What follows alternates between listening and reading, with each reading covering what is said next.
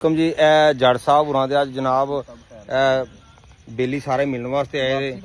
ਠੀਕ ਹੈ ਤੇ ਇਹ ਜੱਟ ਸਾਹਿਬ ਪੂਰੀ ਜਨਾਬ ਨੂੰ ਪਾਣੀ ਛਣੀ ਉਹਨਾਂ ਵਾਸਤੇ ਲੈ ਕੇ ਆਏ ਨੇ। ਠੀਕ ਹੈ ਜੱਟ ਸਾਹਿਬ ਕਿੱਥੋਂ ਲੈ ਕੇ ਆਏ बोतल? कितों भाई कितों तू लेके आनी है? दुकान तो लेके आनी है। तो मैंने आपको कहा है। कौन सी दुकान से? गुलजार की दुकान में लेके आया हूँ। यार है सारे थोड़े? हमारी यार हैं। ये कहाँ से आए हैं? पता नहीं होना कहाँ से, तुम कहाँ से आए हो?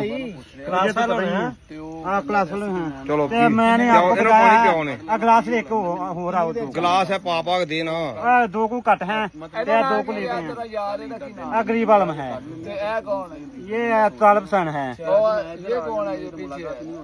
ये भी है वो आपका पनेवा है। ये कौन है? ये हमारा भाई है। क्या नाम है इसका? इसका नाम भी है बास। चलो बात चलो। और मेरा नाम क्या है?